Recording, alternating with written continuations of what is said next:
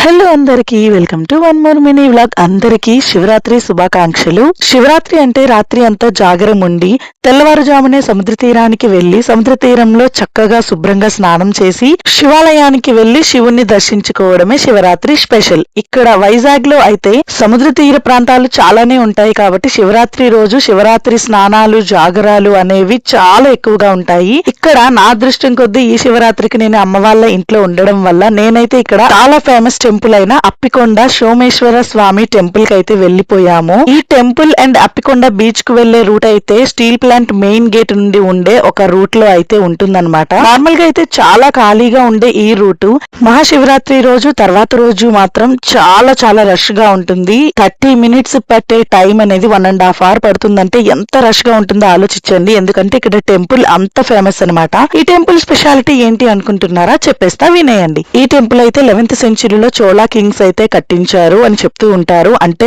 900 సంవత్సరాల ఏళ్ల క్రితం నాటిది దాదాపు. అంటే చాలా పురాతనమైనది. మహాశివరాత్రి మరుసటి రోజు జాగరం ఉన్న వాళ్ళైనా లేని వాళ్ళైనా ఈ అప్పికొండ సముద్ర తీర ప్రాంతానికి వచ్చి సముద్ర తీరంలో ఆ గంగాదేవికి పసుపు కుంకుమ పూలతో పూజించి నమస్కరించి 3 మునకలు పూర్తిగా ఆ సముద్రంలో మునిగిన తరువాత అక్కడే ఉన్న సోమేశ్వర స్వామి టెంపుల్ కి వెళ్లి ఆ మహాశివలింగ దర్శనం అయితే చేసుకుంటారు. నేనైతే 3 మునకలు వెయ్యడానికని వెళ్లి 3/4 గంట టైం వేస్ట్ చేశాను. కొంచెం భయం వేస్తుంది స్టార్టింగ్ మునగడానికి, కానీ ఒక్క మునక అయిపోతే చాలు ఇంకా సముద్రం నుండి బయటికి రాబుద్ది కాదు. అంత మంచిగా ఆడుకోవచ్చు. మొత్తానికైతే మా కజిన్స్ అందరూ కలిపి నన్నైతే 3 మునకలు అయితే వేయించేశారు. ఇక ఈ సముద్ర తీరం నుండి గుడి వరకు మొత్తం ఒక సంబరంలా ఉంటుంది ఈ రోజు. ఇక్కడ నేను వీడియోలో చూపిస్తున్నది మీ చిన్నప్పుడు మీరు ఎప్పుడైనా తిన్నారా? చాలా మంచి మెమరీస్ కదా. ముందు రోజు రాత్రి అంతా కూడా కోటి దీపోత్సవం మహా దీపోత్సవాలు జరుగుతూ ఉంటాయి. ఇక ఈ రోజు అయితే మొత్తం కూడా జాతర సంబరం వైబ్సే ఉంటాయి. అన్ని స్టాల్స్ ఏర్పాటు చేస్తారనమాట. ప్రతి ఒక్క స్టాల్ ఉంటుంది.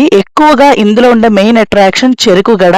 ఇక్కడ దారి పొడుగున ఈ చెరుకుగడ స్టాల్స్ అయితే ఉంటాయి. కంపల్సరిగా తీసుకోవాలనిపిస్తుంది చెరుకుగడ మాత్రం. ఎందుకంటే అవి చూడడానికి అంత అందంగా టేస్ట్ కి అంత రుచిగా ఉంటాయి. ఇంకా చాలా రకాలైన స్టాల్స్ తో ఒక జాతర లాగానే ఉంటుంది ఇక్కడ. ఇక ఈ టెంపుల్ ప్రాముఖ్యత స్పెషాలిటీ ఏంటో తెలియాలి అంటే నా నెక్స్ట్ వీడియో కూడా చూసేయండి. ఈ వీడియో కింద ఉన్న లింక్ క్లిక్ చేస్తే మీరు ఆ వీడియో చూసి ఈ టెంపుల్ ప్రాముఖ్యత ఏంటో తెలుసుకోవచ్చు. తప్పకుండా చూడండి. Thank you.